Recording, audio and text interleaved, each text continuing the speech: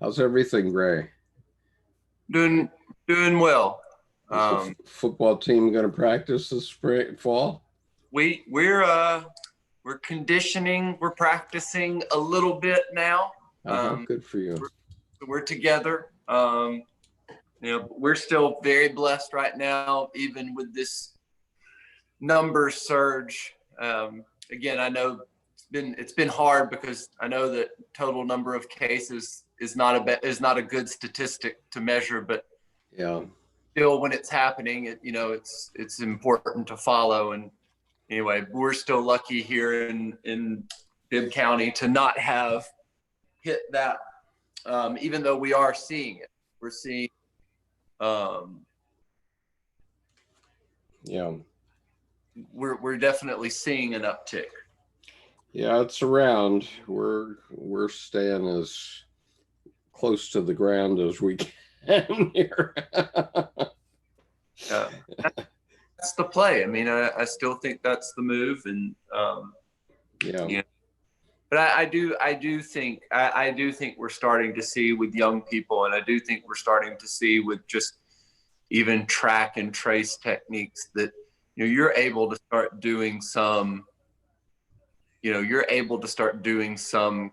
activity around people again. You just need to be very wise about it, and that's obviously dependent on where you are, so yeah. Anyway. Yep. All very true. We are, because of my mother-in-law especially, right. We're being very careful, but even both Debbie and me are in the older age group, so we too are being careful. So anyway, okay. Well, we have a small gathering coming. We have Thomas Dennis is here with us from. So we have Montana, Vancouver, Georgia, Maryland, and Alabama. Well represented. And okay. So in keeping with the custom for this group, we're going to continue on with reading from Memories, Dreams, Reflections and talking about it. We're still in chapter 12, which is the last chapter, but it is a chapter that's like cheesecake or fruitcake. It's very rich and it's got a lot of nuts and cherries in it. So, we have John here tonight. Oh my goodness, that's great. Just want to say hello to him. Hello, John. Welcome. It's great to see you. I've been worried about you. I haven't seen you in quite a while, John. So welcome. Not hearing from him, but he's here in spirit. So anyway, I'll switch over to speaker view here and give everybody privacy. So I'm on page 343 of Memories, Dreams, Reflections, and in the chapter entitled Late Thoughts. Okay, so first of all, we have just finished the section on secret societies, and so I think I'll reread that paragraph since that came at the end last time, and it's pretty important. So, the secret society. Now we're talking about the Masons and the Shriners and people like that, and there are many. The secret society is an intermediary stage on the way to individuation. The individual is still relying on a collective organization to effect his differentiation for him. That is, he has not yet recognized that it is really the individual's task to differentiate himself from all the others and stand on his own feet. All collective identities, such as membership in organizations, supportive isms, and so on, interfere with the fulfillment of this task. Such collective identities are crutches for the lame, shields for the timid, beds for the lazy, nurseries for the irresponsible, but they are equally shelters for the poor and weak, a home port for the shipwrecked, the bosom of a family for orphans, a land of promise for disillusioned vagrants and weary pilgrims, a herd and a safe fold for lost sheep, and a mother providing nourishment and growth. It would therefore be wrong to regard this intermediary stage as a trap.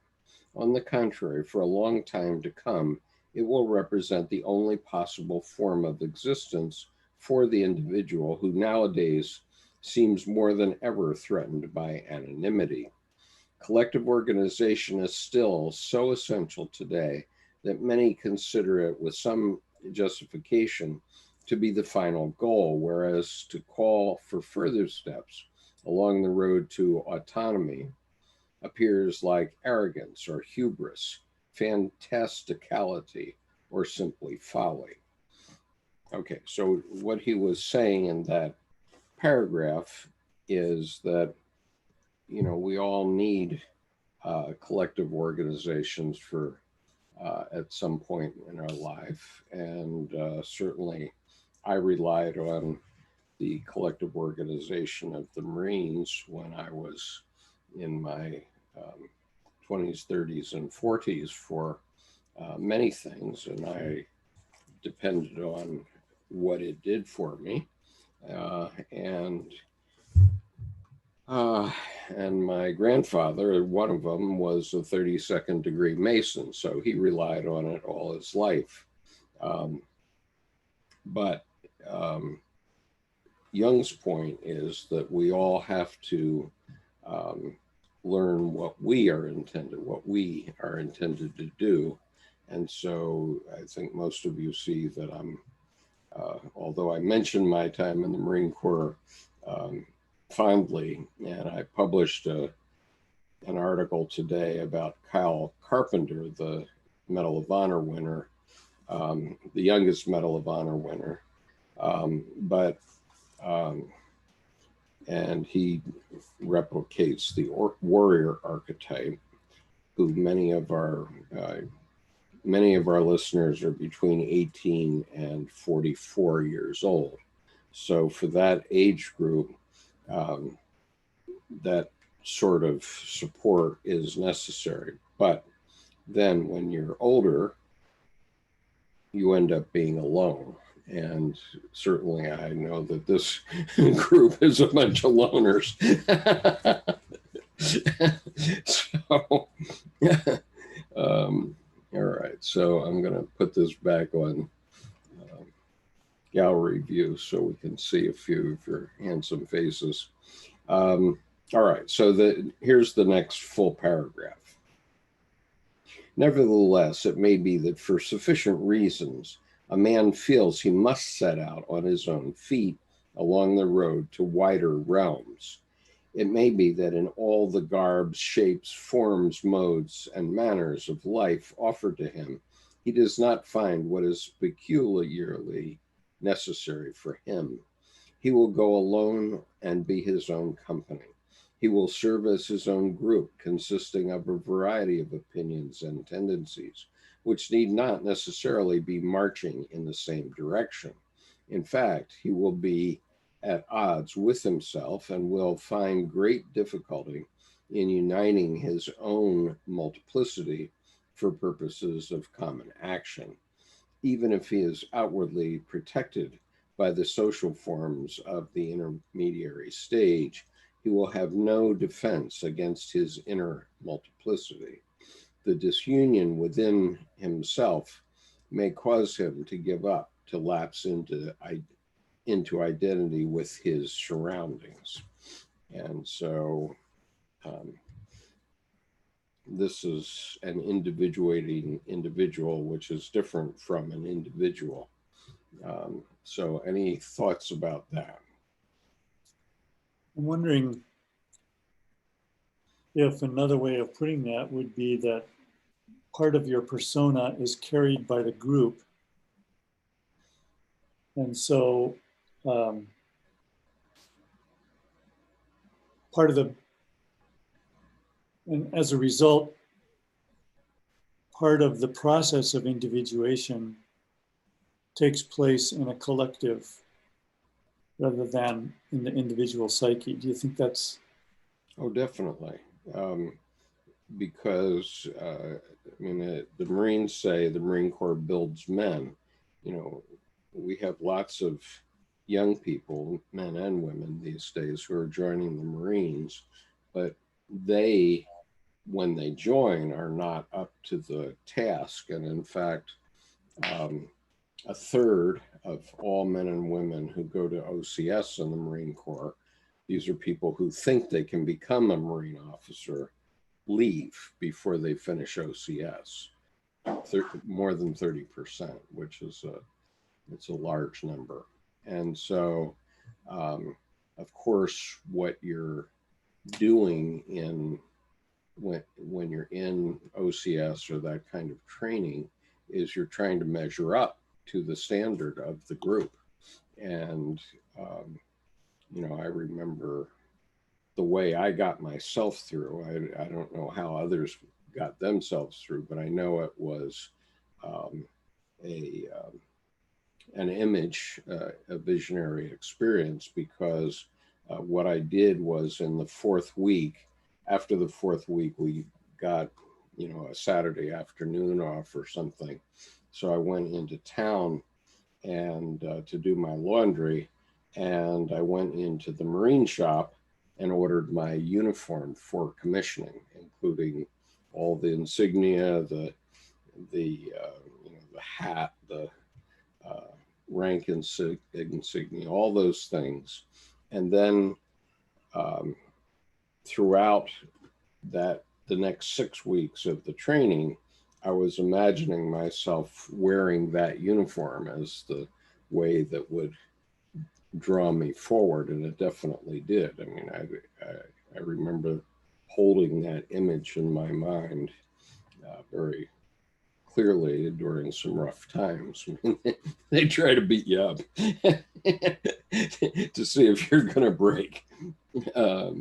You know, everybody by the third or fourth week of OCS has shin splints, and so so then it's painful to go on a conditioning hike, for example, and you know, a lot of people can't do it, and say, "Wow, this isn't for me," and so at first you're measuring up, then you make it. Okay, so early on in that process, they don't even allow you to wear a Marine Corps uniform, and you're definitely not allowed to wear it in a civilian location. So they give you this sort of hodgepodge uniform that isn't an official Marine Corps uniform, really, and you have to earn the right to wear the uniform of a Marine at all, and that you only earn when you either finish basic training or OCS. So, so those, you know, those are goals of reaching a certain level. Then you've made it. Then okay, now I'm a Marine, and okay, now I can live up to all these standards for the next, in my case, 23 years. So, but then I had to move past that. Okay, and a lot of people, you know, a lot of people don't, unfortunately, and so, you know, there are a lot of cases of guys that are in their early 40s who are retiring from the Marine Corps because if you carry a gun for the government, you can retire after 20 years. That's the deal. and so there are a lot of guys that can't take themselves out of that gestalt, and and and that's a big problem. Okay, there's a lot of alcoholism and so on, and so go ahead. It's the ego too. I mean, it's not just the persona. You know, I mean, it's the ego that's being carried by the group. Yes. And I think that's well, and I think that's I'll even take it a step further, because a lot of what I'm seeing with young kids is their ego is unattached to anything. Yes. You know, and there's no attachment to any of these groups that you mentioned. I mean, you mentioned all these groups of different types of people that you could join to. I mean, now the only that we have it's like a football team, right? Right. And that's, I mean, goodness great. Like, we're sitting here talking as coaches now, are we going to play football this year? Right. Yeah. I mean, it's not a done deal, right? I mean, it's not likely, you know, I'll even say that. I mean, it's, but I don't know. It's just, well, you should insist, Gray. I'll try. Should insist. No, not to play necessarily, but you should insist on having the team out on the field and ready to play, even Absolutely. If they have to socially distance. Remember the movie The Bridge Over the River Kwai? Okay. And in that movie, the prisoners were assigned to build this bridge, and at first they were sabotaging the bridge because it was wartime, and they didn't want to finish the bridge for the Japanese. But as the movie went on, the Colonel Nicholson had to give his men dignity, right? He had to give them cohesiveness and dignity. When he came out of the hot box after a month in the hot box, his men had no cohesiveness, and they were just a rabble, and so he sat down with his officers and said, "Look, we have to build this bridge. We have to do something to give cohesiveness to people." Okay, and that's what a group will do. Okay, and so you know, he got a little carried away. He had to he needed to remember that he should have put a escape hatch at the end so it could fall down at the right moment. Well, you don't want to over-identify with anything, and I think as long as you're having honest conversations, whether it's in Jung or whether it's with athletes or whether it's students or here in the Carl Jung depth psychology reading group sessions, you know, I mean, you've got to have places to place your ego, because it's within these, you know, collective things that you're always interacting. But for you as the individual, right? Mm-hmm. That's individuation is key, because it you know, ultimately your ego has to be connected back on that. And I think of Edinger with the ego self axis, right? That establishment, you know, allows you to go into the world and live like Jung wanted us to do, right? I mean, he said, you got to go live. Like, you can't just sit here. You can't just sit here thinking about all these things all the time. Sure. And the story of my life was I kept not making sports teams. I wasn't that good of an athlete. And the two football teams I played on in 8th and 10th grade, you know, they begrudged me a space on the bench for the whole season, but I didn't play very much, almost not at all. But I did go to the practices. So, so in my case, coming out of high school, I didn't have the ego that you would have if you'd been like a first string football player.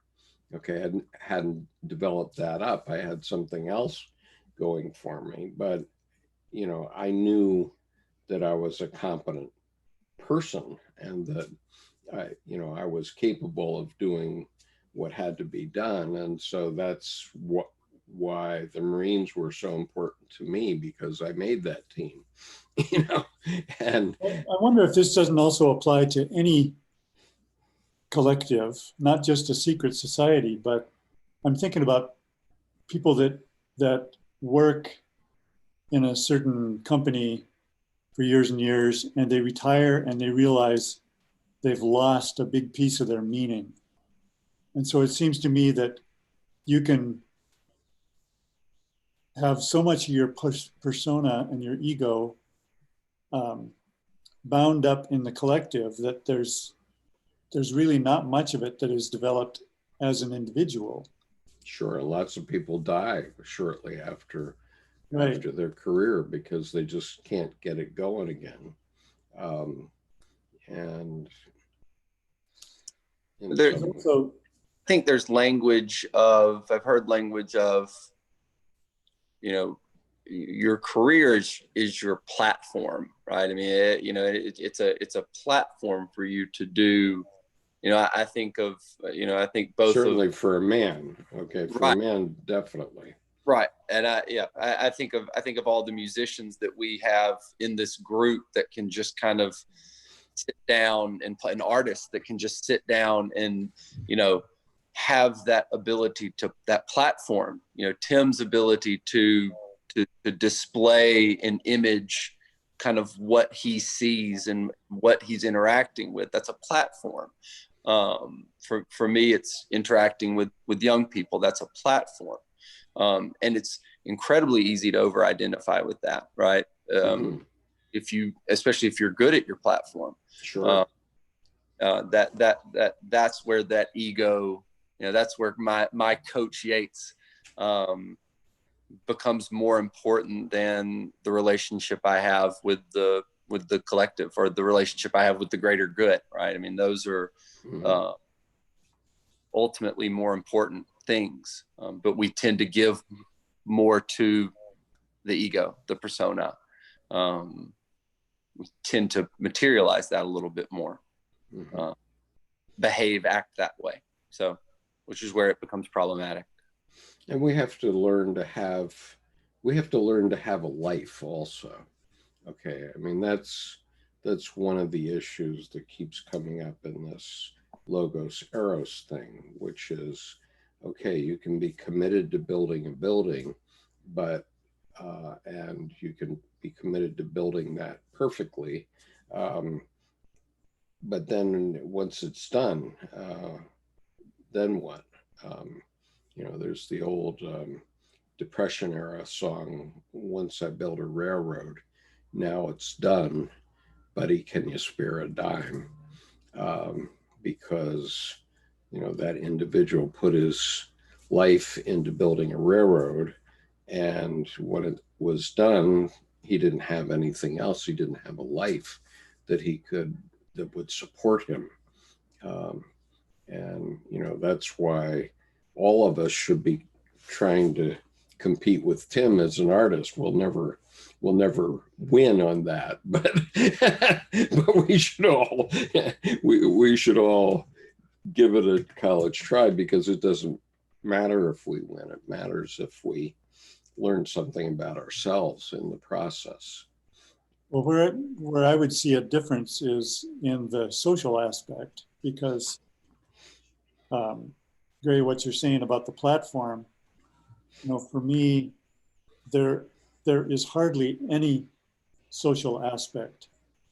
At least mine's a little bit of a strange career, because I've never really had a public, like a gallery or something that could be a mediator with the society. So I've always been a loner, but what I'm thinking of is the difference between developing as an individual with no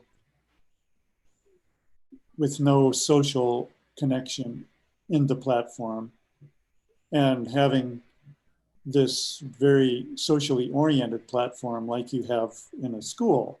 where you're really part of the community, regardless of what role you have, you're part of the community.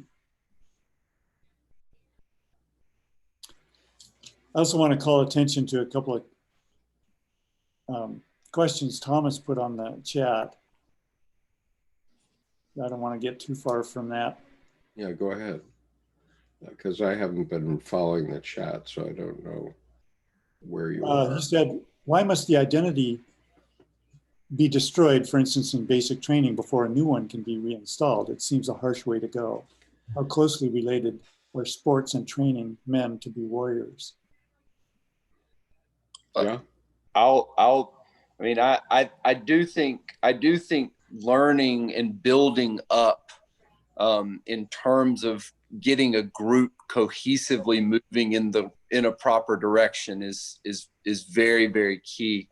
And so, in learning, one of the coolest things about learning is when you are attempting to learn something, it's almost like you have to admit that you know nothing, right?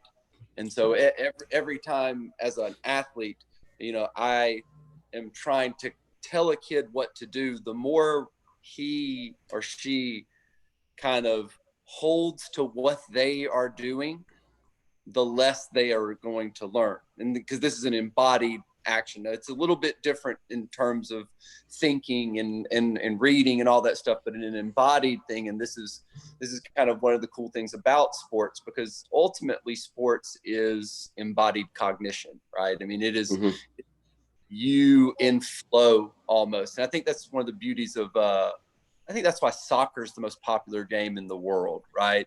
Is because when you watch those people, women too, play that sport, there's beautiful flow in between how they interact.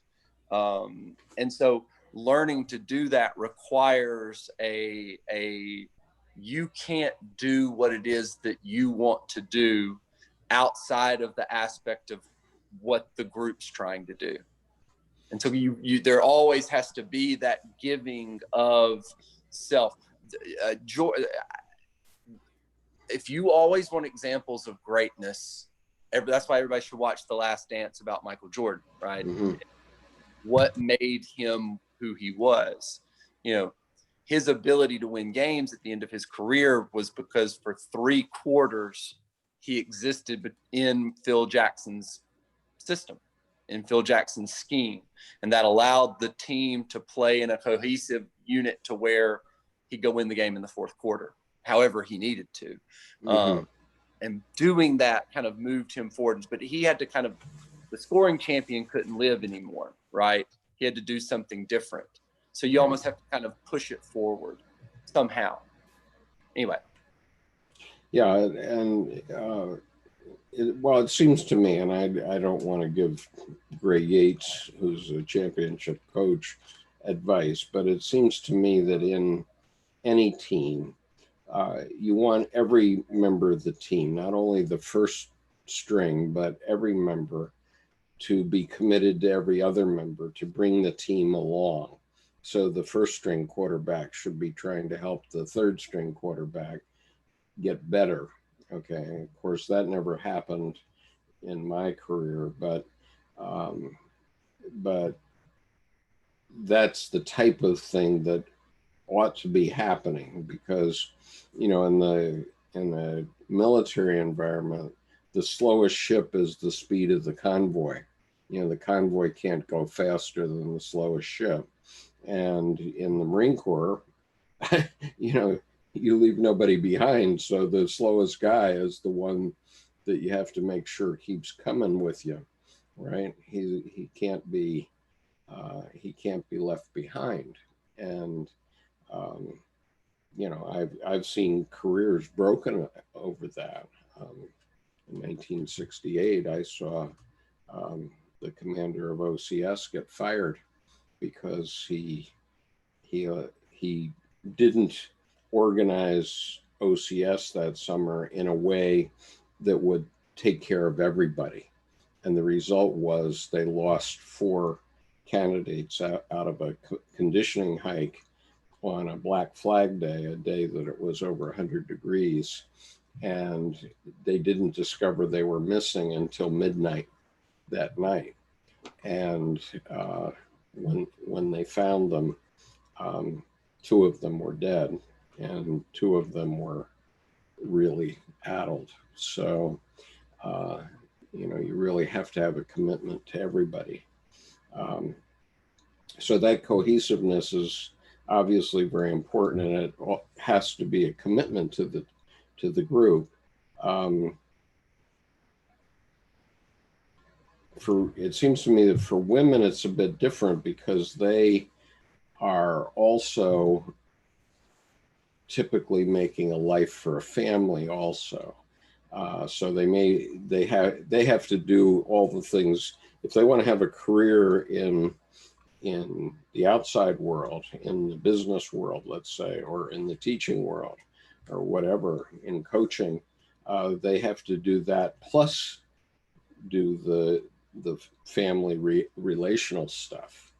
And it seems to me what we need to be doing a little better is teaching young men how to relate better.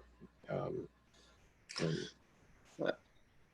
mean, I agree with that. And in terms of the severity of, always being ready to, die and rebirth, the constant rebirth idea. I mean, yes, it's severe.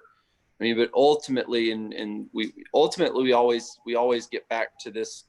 You're always going to get back to that fiat mihi, that let it be done according to thy will, kind of thing. I mean, that's going to bend you into something either way, right? Sure.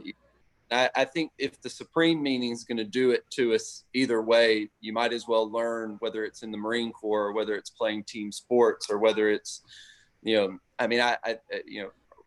it's in a church, again, you're just, but what Jung says, and I think what's important is you're just not over identifying with that thing. You can't over, and I think that's where the ego, or that's where the persona probably in particular sticks us so much, is because we over identify with the things that we're doing. Surely. I think if I were Tim, though, and I were producing some of the art, I would over identify with those things. So I would say, Tim, you going back to kind of your point earlier about the social aspect, I think the social aspect that you're carrying is within you, right? Because you have this great creative ability that is, when you think about your thesis, right? I mean, that on Luther, that's a lot of social aspect in and of itself, right? I mean, you're dealing with the social aspect. You're just dealing with it. You're just dealing with it by yourself Internally. Yeah. I mean, you're still not escaping it, right? And so those times where you've given art, where you've given the nails, or you've given the, you're kind of, your job is to send it back to, we people of the earth, which is what I am. Absolutely. Idris says, I think a spiritual life will allow a person to have a full life, no matter whether alone or in a crowd.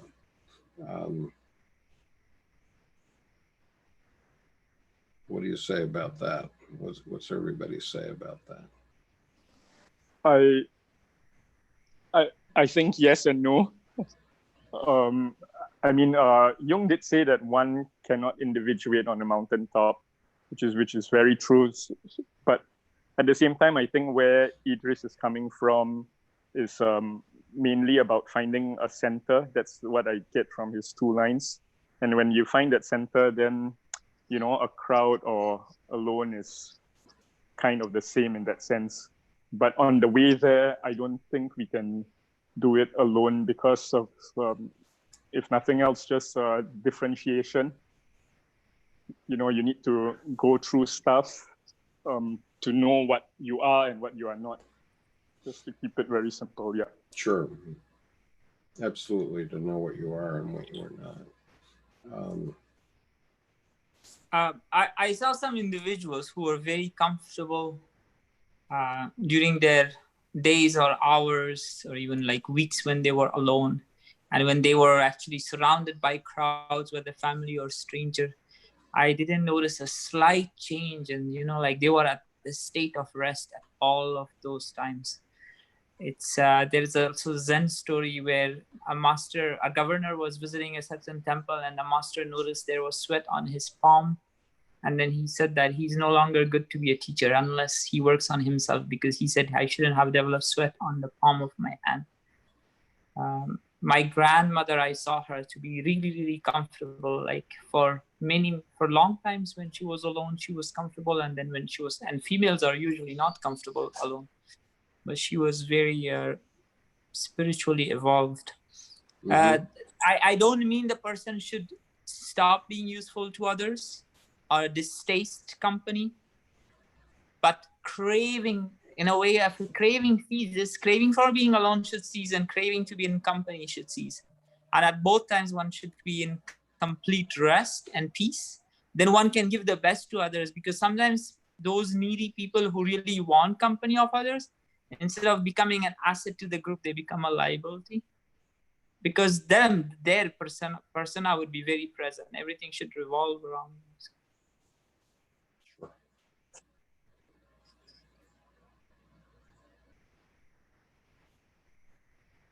How about church, Tim?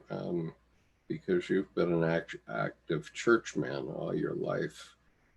One thing I'm thinking about is, in some cases, like the military, for instance, the individual is really not as important as the collective. Well, And that's right. Yes, to a degree.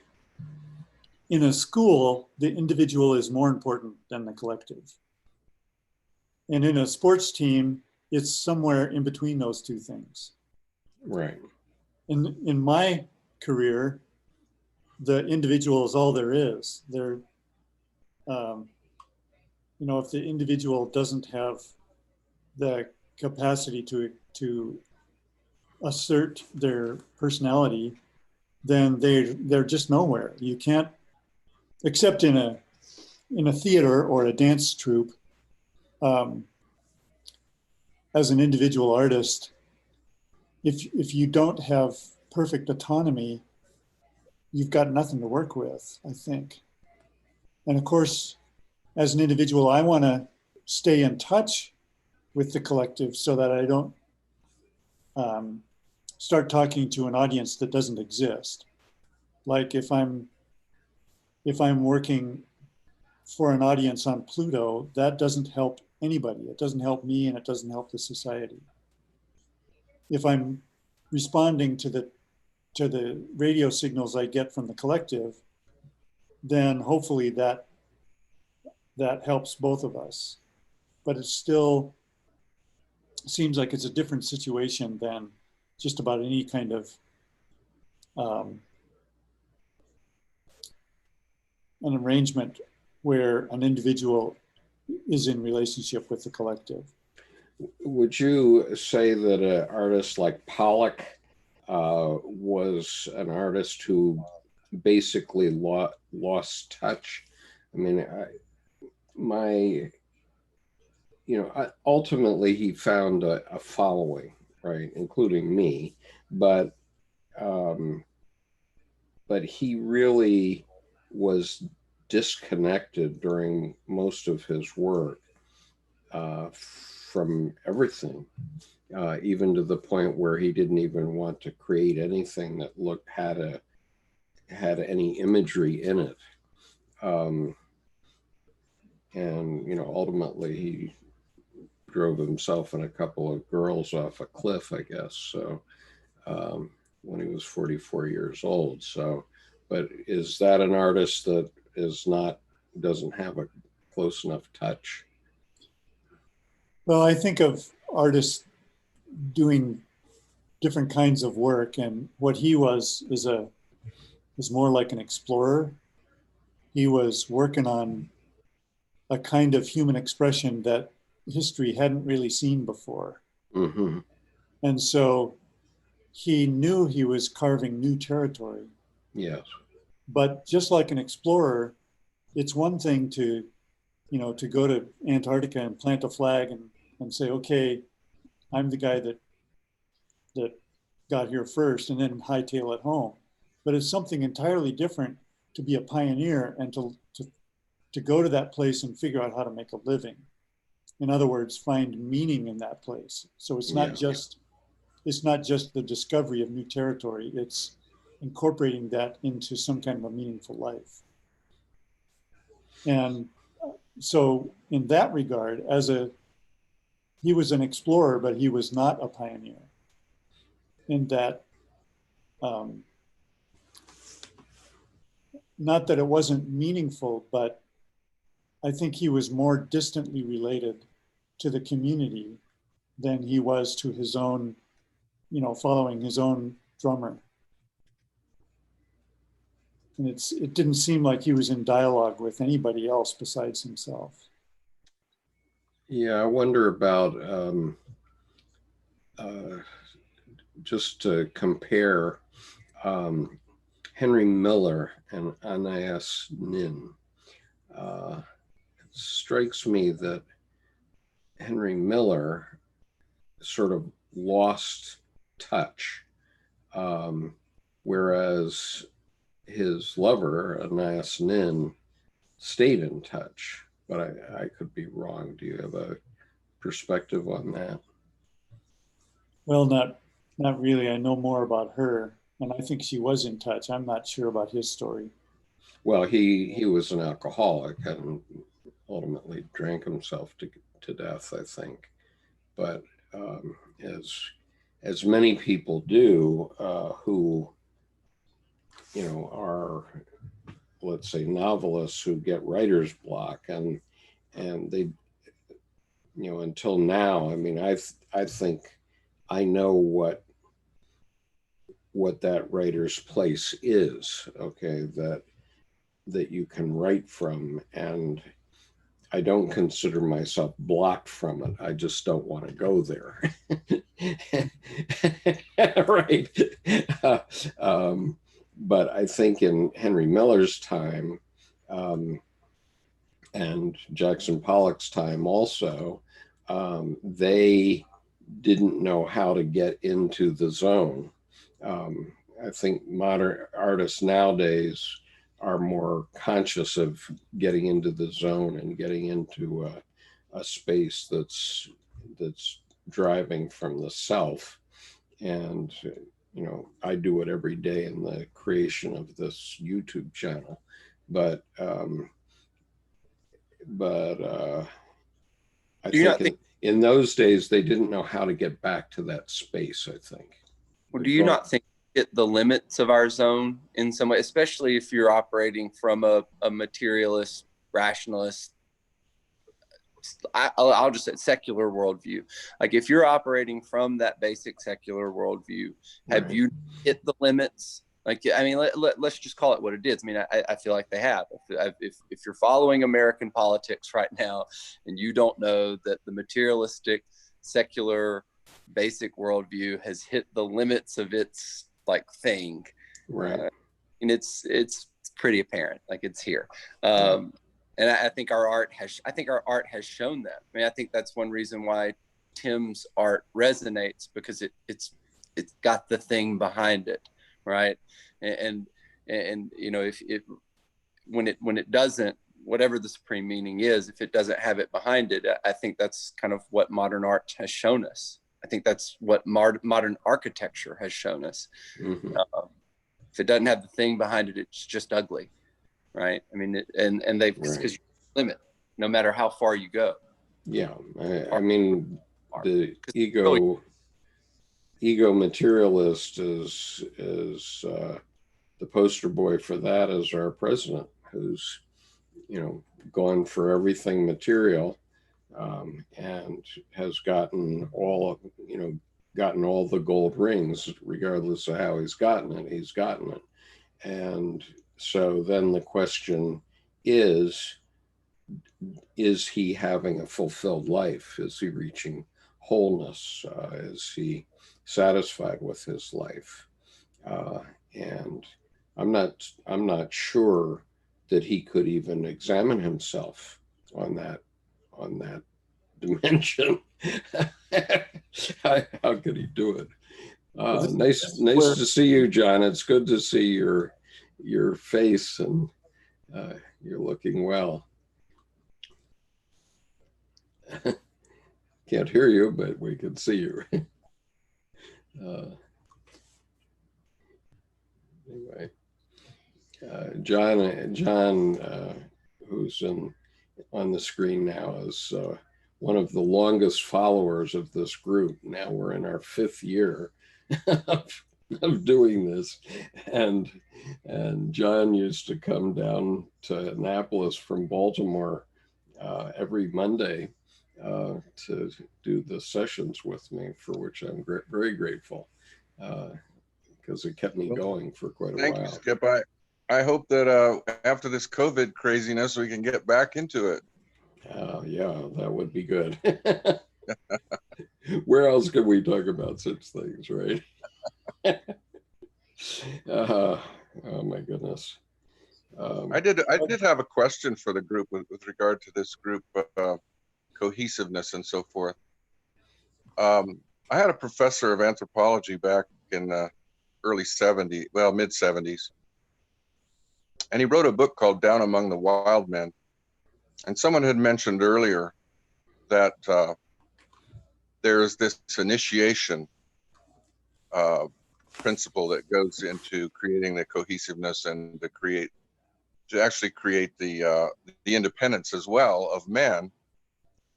And so he talked about the walkabout and equals into the individual, so that he would never forget them. And I've always been, I see the value of it just based on the scholarship and so on, but it's a brutal process. And so I've always had mixed feelings about that. It has to be done in a proper way. For example, the Maasai will take a 14-year-old boy and put him out in front of the group of men and get a lion to attack him, and he'll only have a spear, and he has to kill the lion, right? And so that's an initiation rite, but that has to do with reality and the reality of living as a Maasai warrior. You have to be able to do that kind of stuff, right? Really. but then you look at how it got turned on its head in fraternity initiations, for example, where they just became stupid. They became stupid violence and stupid behavior, aimed at the pledge class or whatever it was. Those kinds of initiation rites, which some kids died from them, but it didn't have any purpose to it. It was just cruel acting out. Right. There's no point, because it's not turning the guy into an adult. Right. It's creating a secret society just for the sake of being secret. There's no greater value system, seems like. Right. And arguably maybe when the Greek fraternities began, maybe they had more of that than they do today. But today it's just sort of pointless, and you're not going to be initiated that way, even though you have to go through this whatever it is, a hell night or hell week or something like that with your fraternity. And I went through this thing in my fraternity. I said, what the heck is this? Why are we doing this? I mean, they would do stupid things like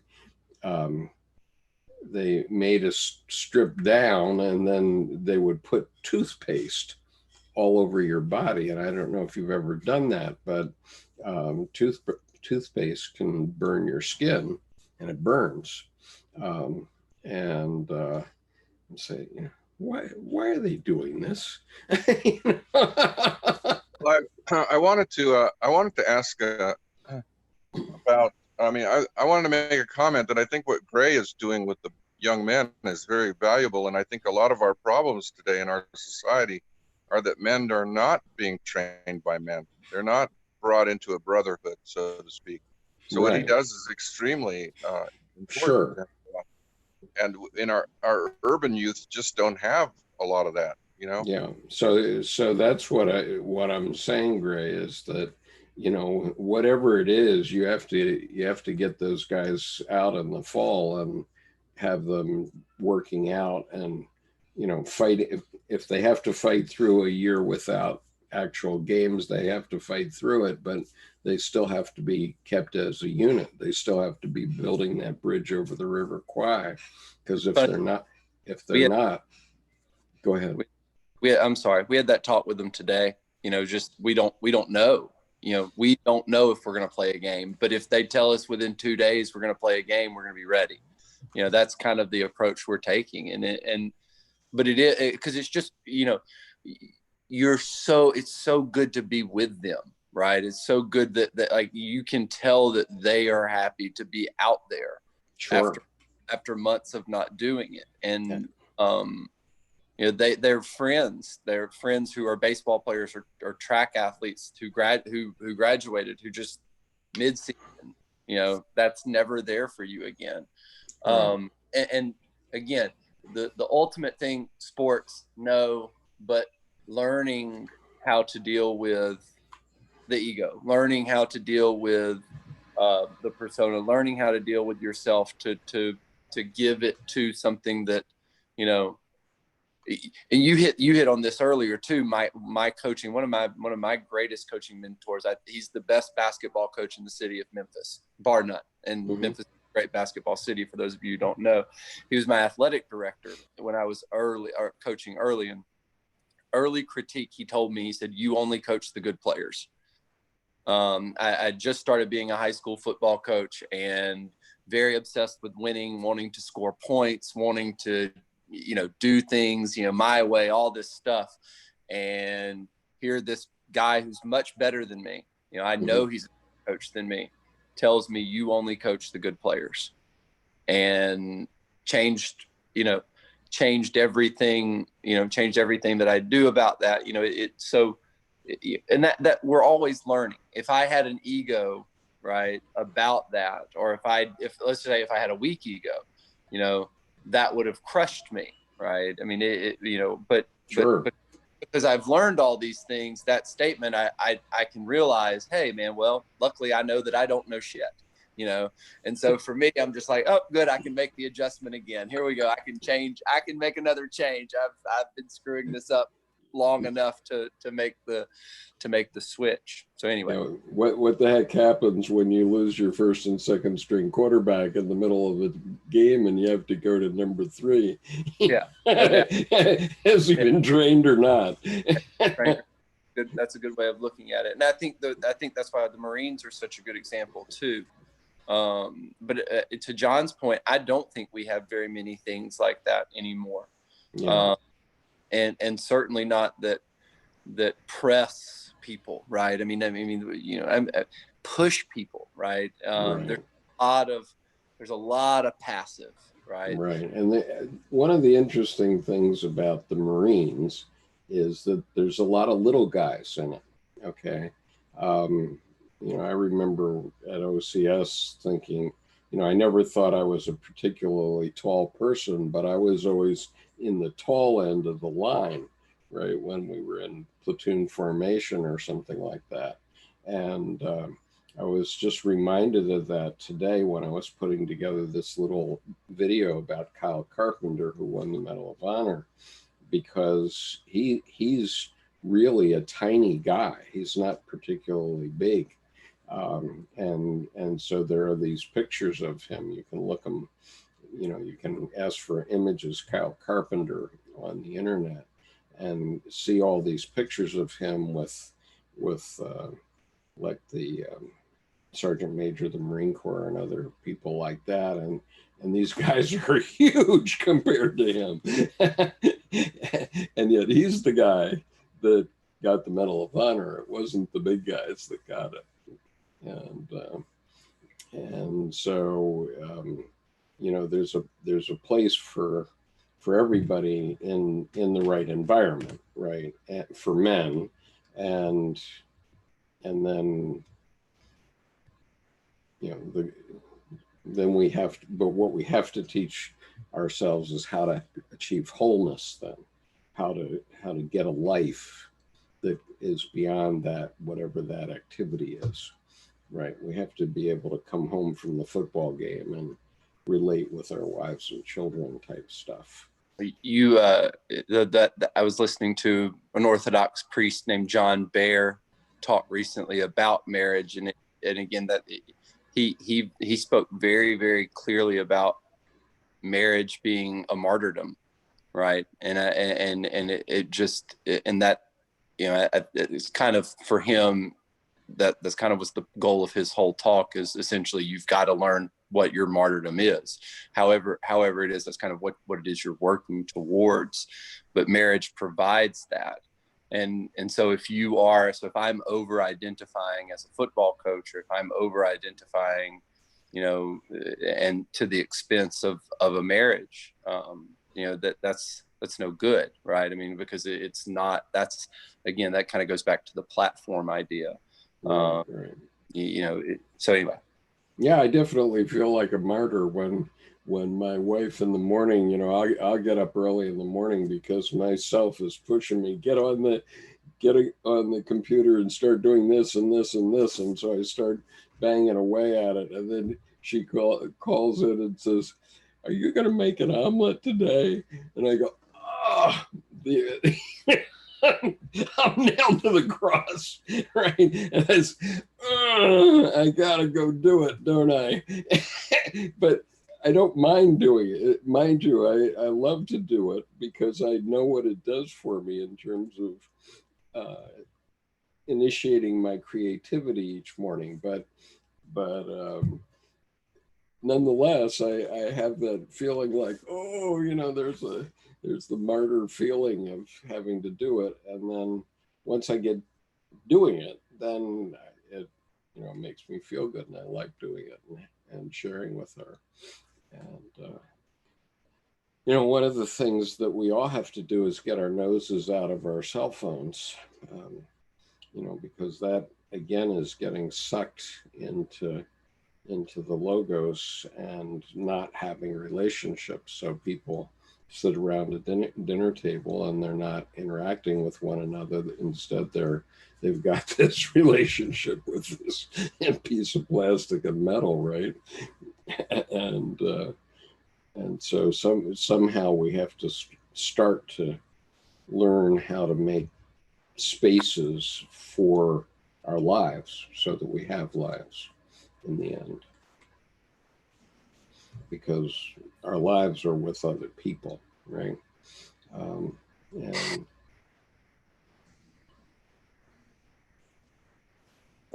Yeah, I wanted to comment just on the suggestion you made 10 minutes ago about churches and religious groups. And it really seems to me that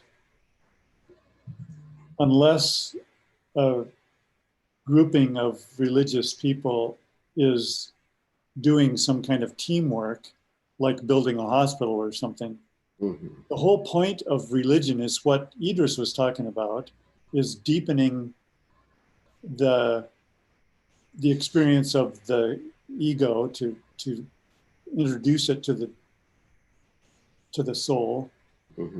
And the more a religion emphasizes the group, I think the more it turns into a cult. And when you look at the Jim Jones phenomenon of nothing matters but that everybody follows the leader, there's no authentic religious experience there. And even people who follow Jesus are missing the point if he is not a window. You know, there's this image of, you know, Jesus is pointing at the moon and everybody's looking at his finger. And how do you relate that to people who were building cathedrals over 2 or 3 generations, though? I mean, it seems to me they're very moved by the soul and the spirit. this gets back to that original question of the secret society. I think there's a certain amount of individuation that is facilitated by group activity, and a cathedral is a really good example of that. Mm-hmm. Because there isn't a single person who can take credit for a cathedral, even the designer. But everybody contributes whatever they can to the project. And there's something about that I think enhances individuation, being able to sublimate your ego to a greater meaning than just your own little life. Maybe that's something that ought to be integrated into your memorial at the Montana State House to get many people working on it. Yeah, that would be ideal. Yeah. And I don't know how you do that, but I'm just saying that seems like it's something that would be very worthwhile for the community, you know, for the churches. It's something that you could probably whip up a lot of pastors to get behind. But it would have to be something maybe not on the order of a cathedral, but you know, something more than just collecting money for a monument that then you build.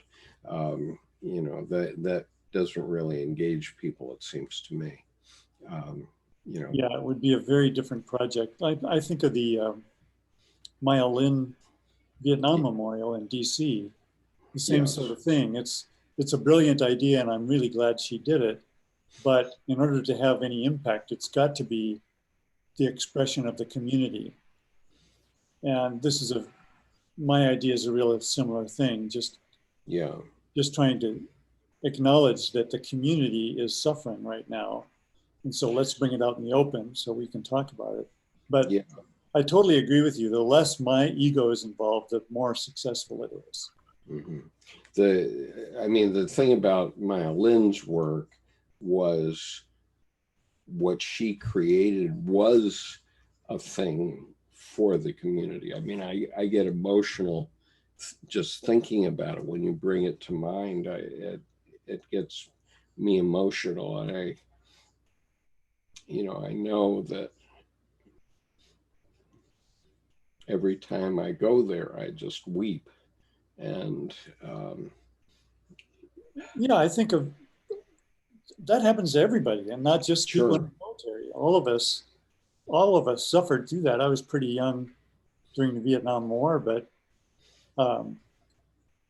but nevertheless, I felt that this was expressive of my own grief over the situation. Yeah. And if we don't have an object like the memorial to help us access that part of ourselves, how do we deal with those emotions? Yeah, I mean, just with this current COVID thing, for example, how do we memorialize that?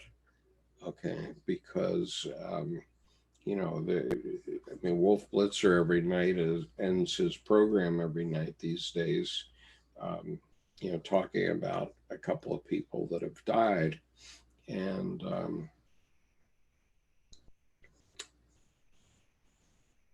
but that's sort of random that he hits those people. But how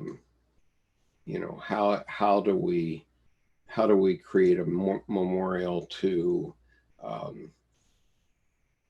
our own stupidity as a nation, let's say. And all the different aspects of it. I mean, there isn't a one of us whose lifestyle hasn't been transformed, and almost universally in a negative way. Surely. And, but I was thinking also about the drug crisis, because yesterday I was watching this interview between Jordan Peterson and his daughter, which is extremely moving. And if you haven't seen that interview, it's, Michaela Peterson, number 9, I think is the interview. And this is really the first time that Jordan Peterson has been seen since he disappeared last year. But, I was actually shocked to hear about this drug that they've been giving people, which is called benzodiazepine. Okay. And Heroin. pardon? Heroin. Just No, heroin. it's more than heroin. It's more than heroin. No, it's like Valium.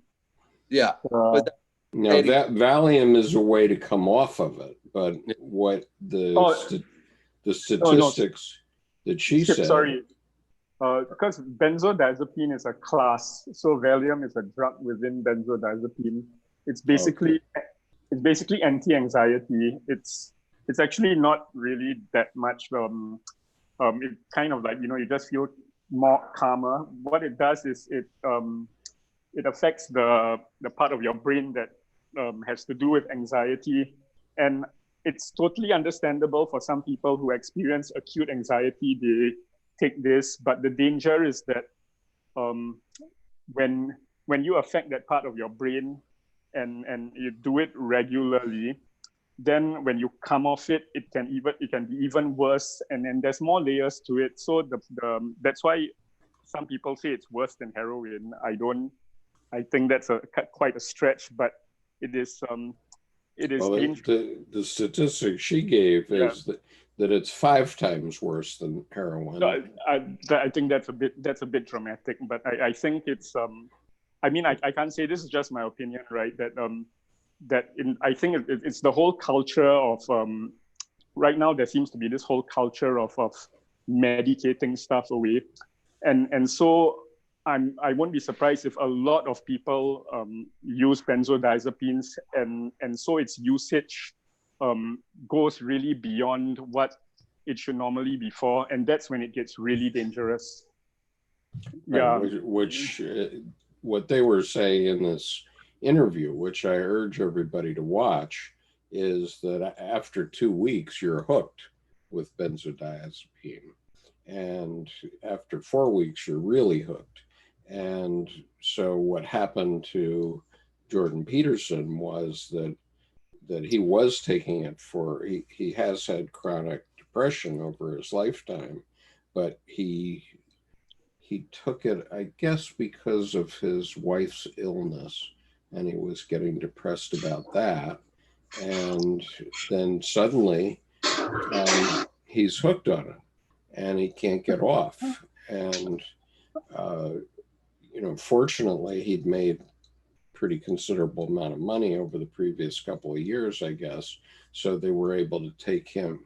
They weren't able to find any detox center in the U.S. that could get him off of it. And my wife tells me that we have a friend whose son has had problems. And the problem is that the health insurance only pays for 2 weeks of getting you off, but you need 4 weeks typically. And so, you get off superficially and then you're back on it. And so Michaela Peterson took her father to Moscow, where they induced a coma for 9 days, among other things. And that wasn't working toward the end. So then she took him to a place in Florida, and then that had its shortcomings. And so this interview was being done a few days ago in Serbia, where he's still being treated. But he said that he felt like he was getting his life back in the previous 2 weeks based on that. But it's a very, very interesting and sobering interview to listen to, and particularly because, you know, he is a clinical psychologist of 25 years standing, and one of the most respected psychologists in the world. So, you know, to hear him talk about what he experienced with it is just, it's very, very powerful. I urge you to watch. I don't know. This is where I don't know. This might sound really like I hope this doesn't sound wrong, right? But I think Jordan Peterson is okay. Let me preface this, by saying that you know, I don't think drugs are a good thing, you know, in general. But I think in Jordan Peterson's case, especially since he is so out there, I think in his case, I think his psyche is just kind of different. Like, I mean, on one, okay, there's this benzodiazepine thing, but there's also, you know, the fact that he's going around telling people, oh, about his all beef diet, no salt, just beef and water. Oh yeah. And that actually, I think for most people would be bad for the health. I don't think he's proselytizing that. But the thing about benzodiazepines is I used to pop them like candy, right? I'm not saying that's good, but in my experience, there was no psychological withdrawal. There was no, and I'm not saying it's good. I'm not saying what I did was right, but I feel that if he goes out and having the platform he does and starts demonizing benzodiazepines beyond, I guess with that same kind of thrust as he goes on about his all beef diet, I think there would be some things lost there. Yeah, you know, I'm not denying what you're saying, Yeah. Nick, because he did acknowledge that it doesn't affect everybody the same, but you know, I have in my personal friends and family, I've lost 3 people in the last 3 years to drug overdoses. 3.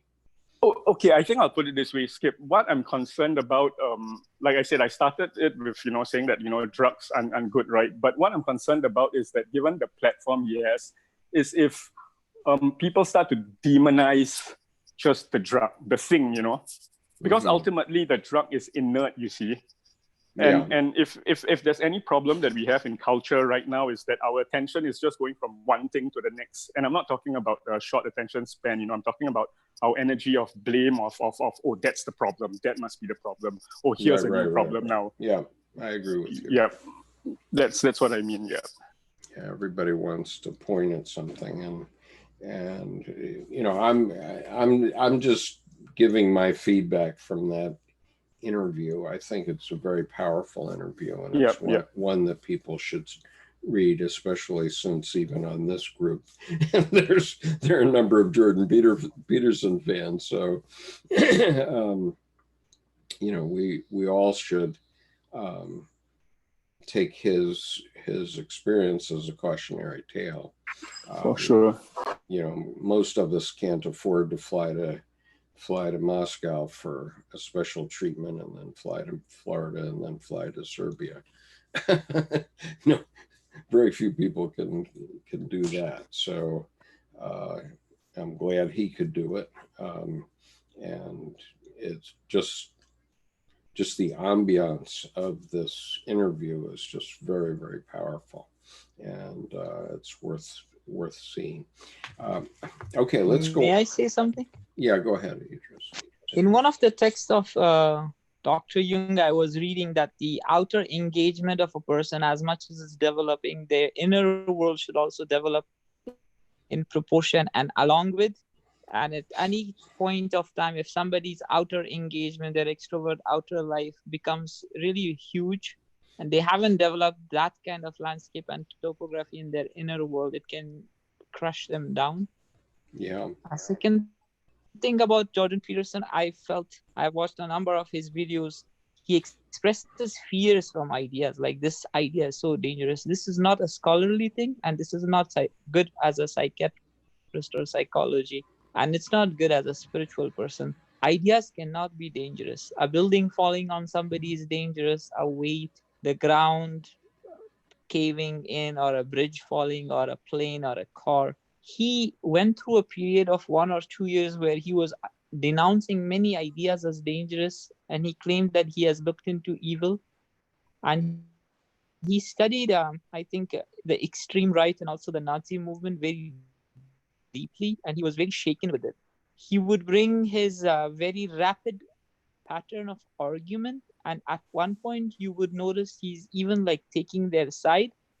But what he was actually doing is mentally imagining what they might have imagined. He said, I tried to imagine what the evil might be imagined. Now, for all those practices and exercises, you have to have a very deep grounding. You have to have a spiritual practice, something that after imagining evil and what evil might think, you have to come back and rely on the light within you, because that darkness can actually, if you look long enough into abyss, the abyss will look back into you. I think he has Really. not got out of abyss, and it's really dangerous for his followers too, because even good intention things that comes out of his mouth, because he right now is not in a stable position, he can give wrong advice to many people. And one is definitely, if a Yeah, person is and getting I proper prescriptions, mental health really needs and requires certain medicines, and people should not be afraid of medicines, or not should not be afraid of novel ideas or different ideas. Ideas should not scare right, any but mature human being. here's the thing, Idris. The thing that was very sobering to me was the claim by Michaela Peterson that 12.5% of the American population is addicted to benzodiazepine. Uh, and that was one claim, and the other claim was that it's more addictive than opium. And a person on our YouTube chats, or Tamori, is saying that it is the only class of drug that crosses the blood-brain barrier and seeps into the brain tissue, which I don't know. But in any case, if we've got, and one other thing I want to mention, I have a friend who is a family doctor, and he very often says that he gets approached like every day from people who want prescriptions for some sort of opioid, and he refuses to give it. Um, but plenty of other doctors in the community just will give prescriptions when they shouldn't be giving prescriptions, um, and the people that are hooked um, just say, well, I'm going to go to another doctor because you won't give me what I want, so I'm going to go somewhere else, and that's what they do. So anyway, we're not going to solve the drug problem tonight, but I urge everybody to take a look at this. And by the way, Jordan Peterson was not prescribing anything for anybody. I mean, he's barely back to consciousness about what his responsibilities in the world are, and he was seeming very fragile in this interview. But So he said he didn't stop writing. He said yeah, he he's said, still writing. Yeah, and if you follow, like, if you're, I mean, he's published some things, and his writing seems coherent. yeah, Anyway, yeah. And but he was not, editing some writing that he had been doing, because he's about to publish another book, and you can't tell whether this obviously this thing is a push for his next book too, right? You know, because if it weren't that, why do it, right? Keep your privacy. But anyway, let me go. Maybe. Oh, nothing. Okay. But in your experience, I have no qualification to talk about medicines. But what I want to say is, in your experience, you have a lifelong experience. Do you think in a free marketplace of ideas, any idea can be deemed as dangerous? I think exchange of idea, conversation, and contemplation and discourses should not be feared, especially by a scholar or a professor, like university professor. He is famous of saying like, "Oh, iron is a very dangerous book," and so many different things. He calls them dangerous, and these are ideas. I think he invited some kind of weakness in his psyche by fearing ideas, because ideas are ideas. Yeah, he obviously is projecting something on Ion that isn't justified, or he hasn't thought that one through quite clearly, I think, when he says something like that. I mean, he definitely was projecting something there. And, you know, he did do an extremely deep dive into fascism and communism and where they end up, which in the end they always end up with tyranny. Um, and so um, and so he was looking at the real evil, as you correctly say, Idris. He was looking at the real evil, and the evil was looking back at him, and it must have had an effect on him. But it doesn't mean that we shouldn't pay attention to what he was saying, because he's very clearly giving us a cautionary tale about that. Oh, definitely, it's a tragic case. I like him. I felt like I didn't feel like it was the evil that he had looked into that was bothering him. I felt like it was his wife. I felt like it was how much he loves his wife. Well, there was that too, because obviously he had a very thread. I mean, that's what I heard the whole interview. I mean, the dude seemed to be ticking along pretty well, and then the person you love the most, you know, they tell you she dies essentially every day. You know, that as far as that interview is concerned, you're right. Absolutely, it was mostly about his wife. And I don't know. I didn't see him battling. I didn't see him battling ideas. I saw him battling his wife almost dying, but you know, whatever.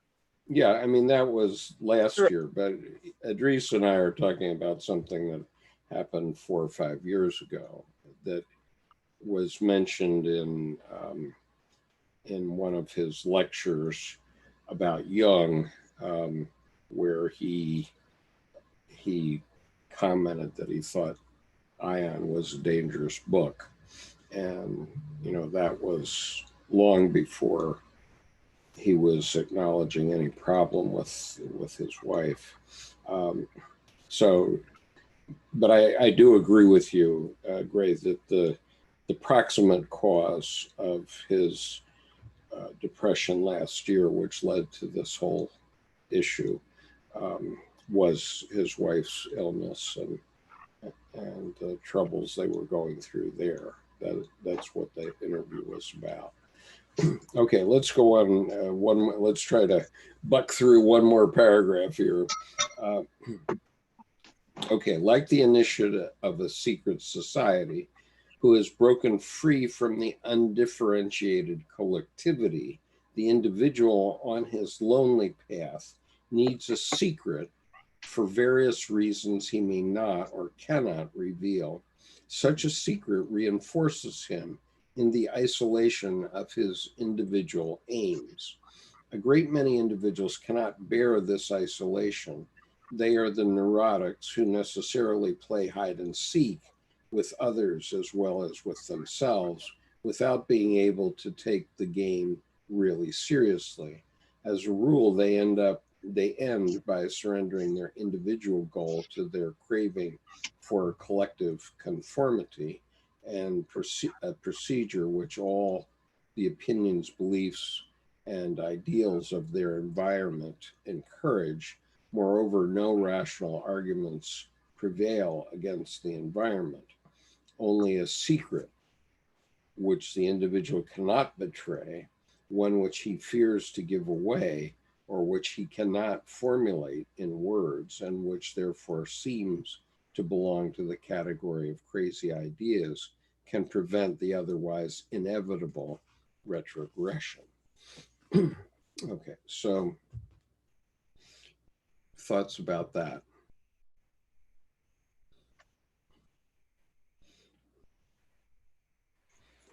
Yeah, at one point, one will realize there are larger things than one's own life, and that will give you enormous peace and happiness. That one's own life becomes so insignificant that even if one's life doesn't end up in becoming like a great flower or a great mountain, but because you're connected to that larger whole, and that's where even people who would lose their wife or husband or children, but they are connected to that greater reality, they will display enormous peace and a very, very constructive side of their personality. So these are actually getting connected and webbed together. Yeah, it's a couple. This interview that I read this morning from Kyle Carpenter was a very powerful interview because it only had like 5 questions in it, but it covered 2 of these points. One was that Kyle wanted to be part of something that was greater than himself. He made that specific comment. And then the other one was that when he was in the hospital, he had a vision of his own funeral, and no one came and in this vision. And he said that was an unbearably lonely feeling that no one came to his funeral. And so he wanted to be part of something that was greater than himself. And secondly, that he wanted to make a contribution to life that would make it so that people would be motivated to come to his funeral and be sorry for his death. And so those are 2 of the points that you just made, Idris. So, I think I enjoyed his interview. Yes, I listened to it. Yes, very inspiring. Yeah, no kidding. So what this is saying is that we have all of us have secrets, I suppose. Is there anybody here that wants to deny having a secret? You don't have to tell it, but does anybody want to say they have no secrets? Even children have secrets. Surely. It's very interesting conversation if you talk to them about their secrets. You've asked children about whether they have a secret, Idris? Yes, and they will tell you something very, very ordinary, but really shocking. Like they have an extra pencil that their mom doesn't know about it or something like that. Oh, but then they're telling their secret. That's not the And that's why the whole thing becomes really amusing, because they don't know that what's the value of secret and whether the secret should be kept secret. So first of all, what they hold as secret is not a big secret, because where they're hiding is a common place in their house. Now I know about it too. And so it's just really amusing. Yes, people who claim that they have no secret are like those children who don't know what secret means. That's what I want to actually express. Yeah. Because it's really, Idris, it's really not nice to ask little kids if they have a secret and to destroy it. It was on a TV show. Oh, okay. I didn't do it. Yeah, you shouldn't be putting them on the spot like that, because then they don't have that cohesiveness in their psyche. if they give up their secret. Obviously, we have to keep our secrets. Um, and, you know, it doesn't mean that the secrets are awful or anything, but you have to, we both need the group. Okay, I need this group. The fact that you folks are here, the fact that John and I were at meetings. I mean, there was only one time, this is the 181st session, John.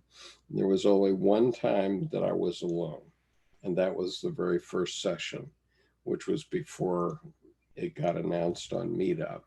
But after that session, there was always at least one person present besides me. And that very often was you, or many times it was you. And it still is. It still is. And so, you know, so I need that connectivity, that collectivity of the group. I readily acknowledge it, right? And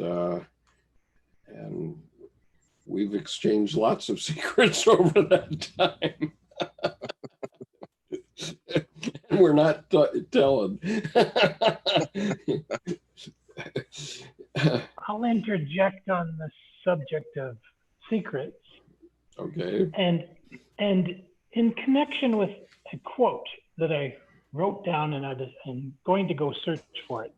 I've written it down in my notes, and I'm not sure whether it was when you were presenting or whether it's a Louis LaFontaine quote or maybe Craig Nelson, but it was with regard to Jung's comment about absurdities, and that individuation is, I believe, connected to a person trying to reveal what is collectively considered an absurdity, but in the end is actually very, very true.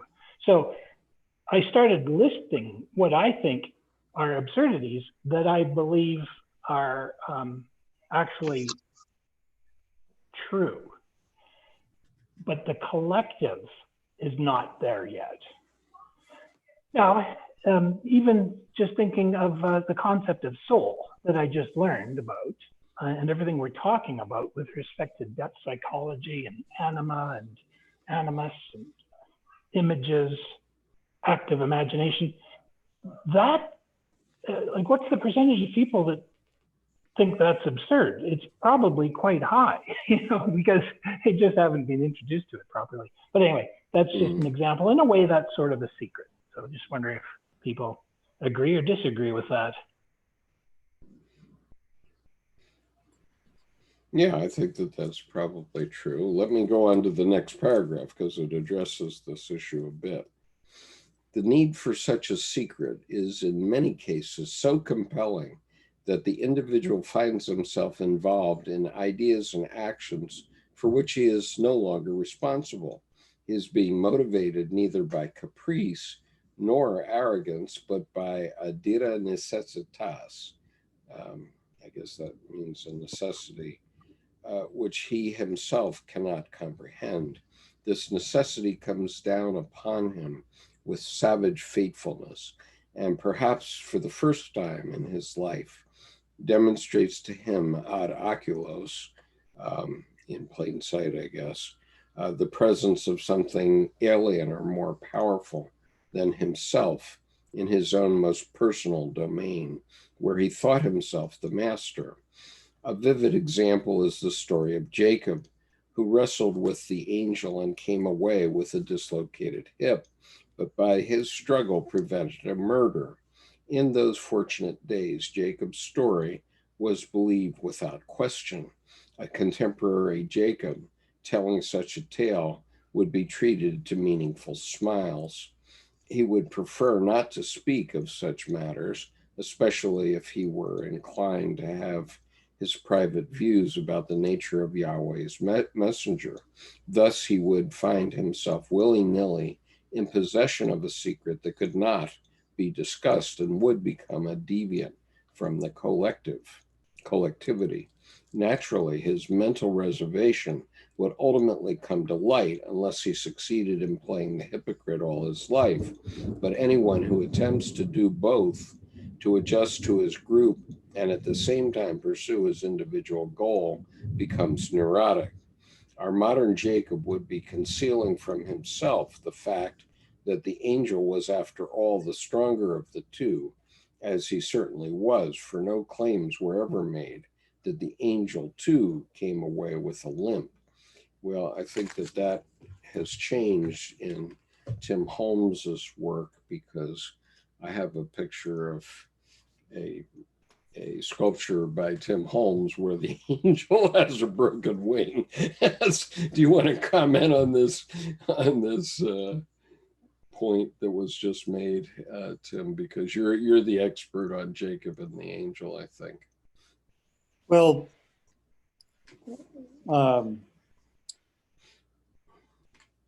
it seems to me that if the angel was more powerful, why did this wrestling go on all night? You know, I think the forces are in some way equal, even though one is a divine figure. There is this this superhuman quality to human consciousness that we see in the answer to Job, where the human being is suddenly able to look at God and say, "What the hell are you doing?" And that is a real position of power.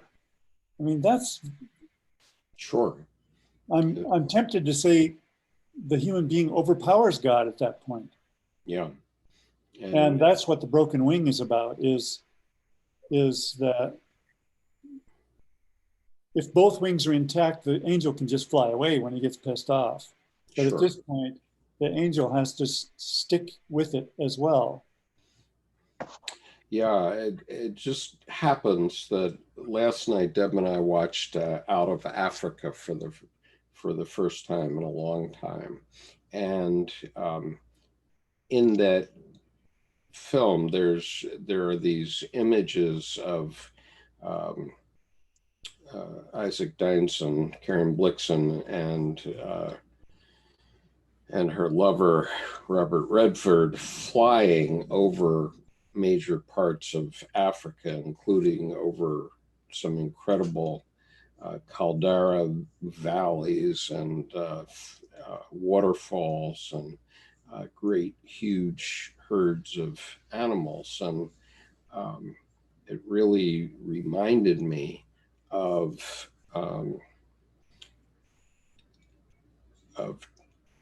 Jung's observation on Mount Elgon, when he realized that human consciousness was God's actual consciousness seeing his creation for the first time. Because his point was that God, if God could create a zebra presto changeo, then he would have done it. But instead it took hundreds of millions of years of, as he put it, begetting and devouring before any creature got to the point where it had the consciousness of a human being. And just seeing those images in the movie Out of Africa, you know, you do feel godlike watching that film, because it's those particular images, especially of flying, and Meryl Streep recites the lines that say, you know, this must be the view that God has, and she was right, and whoever filmed that and directed that film did a terrific job, amazing job to reflect that. I have often contemplated the question of free will of human beings, and many philosophers through centuries have done that. Some philosophers who believe that everything is deterministic but they had to also concede that some free will exists. They ended up saying that the only place in the universe where free will exists is within human thought. Human beings can still form intention and make up their minds, and that's the free will they have. Probably externally, how much they can move their hand and leg and how much food is available and how far they can travel will be bound. Even an angel can overpower them. But the final judgment, what a human being will think about how God presented a situation by overpowering him with the force of an angel or other things, being born in a certain place or certain family or certain story, what opinion human being makes out of it is within his free will. And I think there comes the question of grace, that God in his ultimate kindness allowed human beings to be free, at least within their thoughts or psyche. Right. So, Tim, do you remember what was the murder that was prevented in the Jacob story? I don't remember that aspect of it. I know he was coming back after cheating his brother, and Well, the only thing I can think of is he's worried about being murdered, and so that's why he sends the rest of his household. okay, so he prevented his own murder, you're saying? Yeah. Maybe, yeah, that could be. Okay, so I'll go on here. The man, therefore, who, driven by his daemon, how's that word pronounced? Do we pronounce it demon or daemon? D-A-I. Daemon? Damon or Diamond, yeah. Daemon, okay. The man, therefore, who, driven by his daemon, steps beyond the limits of the intermediary stage, truly enters the untrodden, untreadable regions where there are no charted ways and no shelter spreads a protecting roof over his head. There are no precepts to guide him when he encounters an unforeseen situation, for example, a conflict of duties. For the most part, these are sallies into no man's land. These sallies into no man's land last only as long as no such conflicts occur, and come swiftly to an end as soon as conflict is sniffed from afar. I cannot blame the person who takes to his heels at once, but neither can I approve his finding merit in his weakness and cowardice, since my contempt can do him no further harm. I may as well say that I find nothing praiseworthy about such capitulations. And so,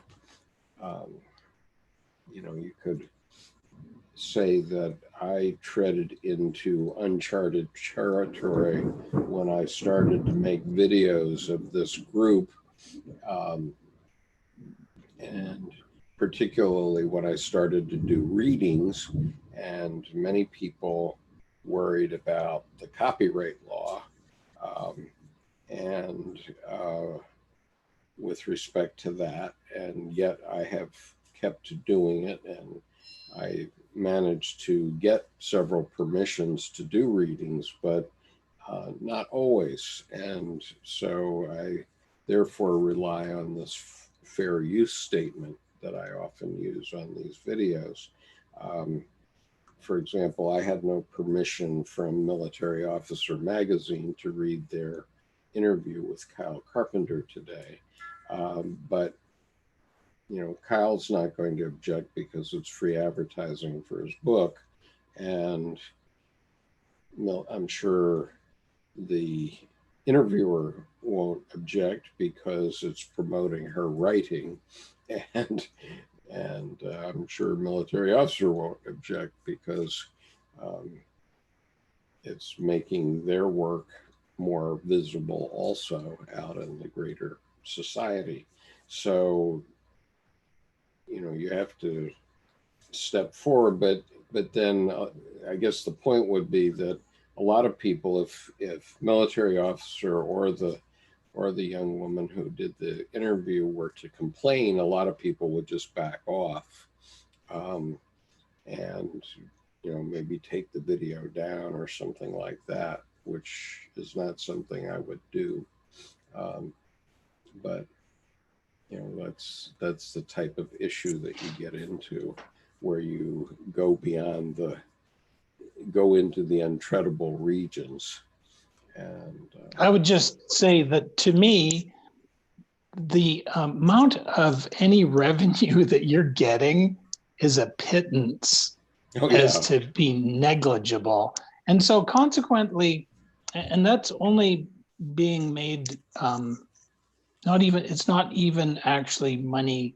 You're not charging anybody anything. So we just arrive as friends. And it's like if we were playing music together, if this call was private, we could spin all kinds of music and say, hey, I like this song. Let's listen to it. And you could spin a song that you like, and because as friends, you're just sharing. The music industry wants people to play some music, among their friends, because that's going to precipitate somebody saying, oh, I want to get a copy of that myself. Same with the books and the reading. Right. Absolutely. So I'm going to call a halt to this session shortly here, because I have a commitment to Kushbu. I'm not 100% sure she wants to read at 10 p.m. my time, but she may want to. We read last night. And so I'm going to need to go to another call, but we can spend another 10 minutes or so here. So what? Well, I'd just like to follow up on the secrets concept, and that those are sometimes what people would say are absurd, and so consequently, I've got a little dream that I wrote down. I never took dream diary serious until I came along to this group, and Carl Jung, but I've shared this already. The dream is at a conference at a lakeside resort in the mountains, in a lush forested area, misty clouds, sort of like the coast mountains. At a break of this conference, people went out to the lake, and there were air mattresses that would actually lift off the water and fly. I went up high over the lake and into the clouds with glee, but this turned into panic when I realized I didn't know how to descend. And I've shared this before, this dream, and that's what I actually wrote down the morning that it happened. And I then have been mulling about it, and not to go into any discussion about it, but I now realize, oh yeah, this really is meaningful to me. And so I mentioned it to my wife that this dream actually is a warning to me, and it means this. And she's like, oh yeah, right, kind of thing, because I don't think most people don't take their dreams as seriously as depth psychology does. So anyway, that's my secret. Well, I've been thinking about the secret also, and it seems to me that in the last 10 years or so, after my life collapsed, I don't believe I have any secrets left. And I don't know, that maybe if with some scrutiny somebody could pull one out, but I can't think of anything that I've decided needs to be hidden from the world. I mean, all my dirty laundry sort of got exposed, and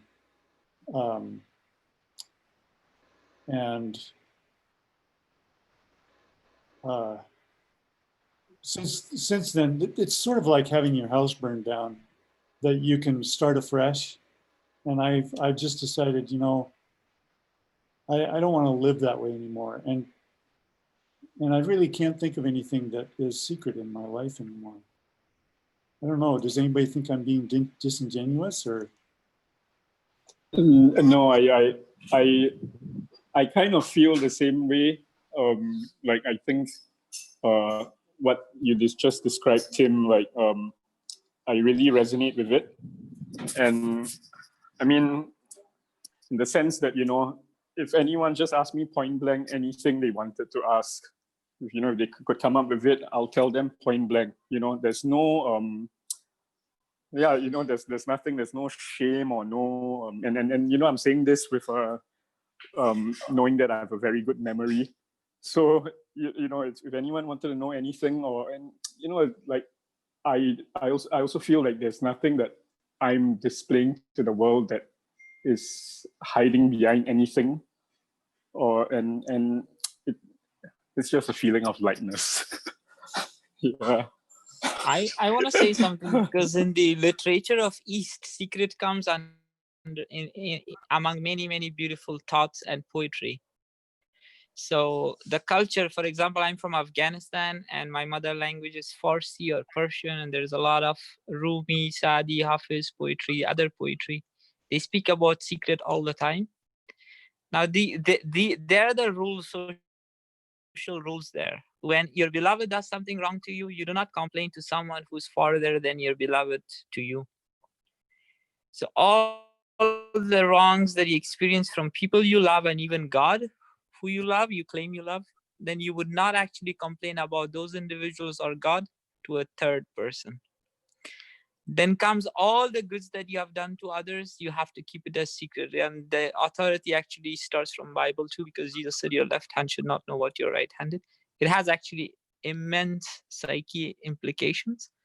I'll give you an example. Like one time somebody sent money to plant 100 trees to a relative, and the relative told others. Others started doubting whether the person also received some gift that is not mentioning. And then this person who sent money for just planting trees had started having conflict with them, but the other ones were not mentioning why they dislike him from now on. So this charitable things that human beings do, they have to keep it secret. And then there's a stoic, because Roman Empire came all the way here in Asia to many countries, there is this stoic culture where if you suffer hardship, and I'm very sure Skip has it in the military background, you don't actually complain from physical pains you experience. So these are layers of very beautiful secrets. These, I call it beautiful because they're not against human morality. They actually confirm and strengthen people to actually be more charitable, be more stoic, and experience more patience towards their loved ones. So secrets end up being like layers and layers of painting that actually give it a shine. But an ordinary observer will not understand why this painting is so beautiful, because there are so many layers beneath it. And I can share one thing myself. I have friends who passed away, and the love I experience for them has been inherited by my currently alive friends. Sometimes I feel enormous love and emotion and affection and warmth towards people who are now my friends. But then these are the layers. The secret is behind, actually. They're like sacrifice of other human beings being so beautiful around me, and now they have died, that I feel that glow and warmth. So some secrets are unintentional secrets, because how much will it ruin to a new friend of mine if I tell him that, or I tell her, the reason I love you so much is because other people were so beautiful before you, and I think you would be as beautiful as they are. That's the end of my comment. Well, and I relate to what you were saying, because I used to work with a man who I called Bill Gates East. He was worth, when I was working with him, about $400 million, something like that, when I was working with him. And his life was hell on earth, because every time I was with him, and for a couple of year period, I was with him all day, every Wednesday for 2 years. And during that period, he would have a phone call every 15 minutes from somebody asking him for money, because he was known to be wealthy. Yeah. And so having a lot of money isn't all that it's cracked up to be, right? Yeah. And you know, you end up getting into problems of all kinds. So,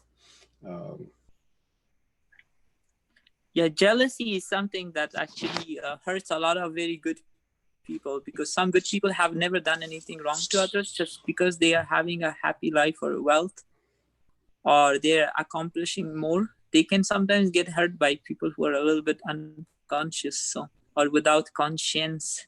without So conscience, jealousy yeah, plays against wealthy people sometimes. yeah.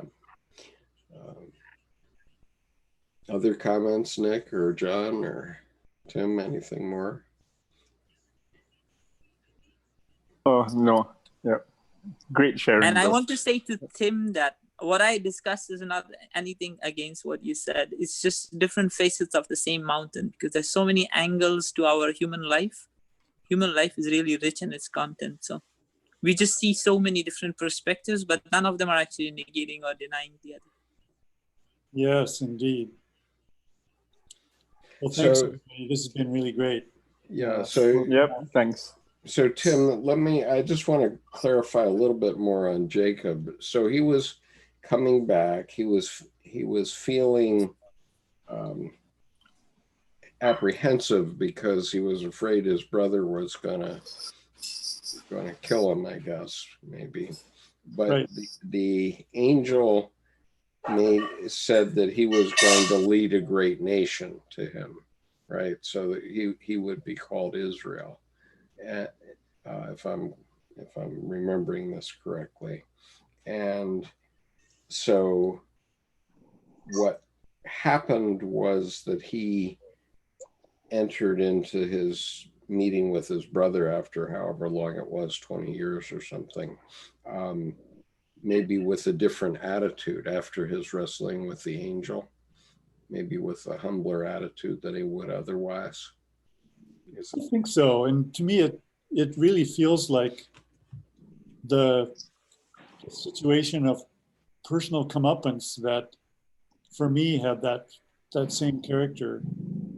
You know, at some point, you can't flee from your responsibilities, and you know, you try to back off and to prevent as much of it from happening as possible. But at some point, you're at the river, and you have to either kill yourself or move forward. Mm-hmm. And to me, that's what that was about. Mm-hmm. Is being able to take responsibility for his own life.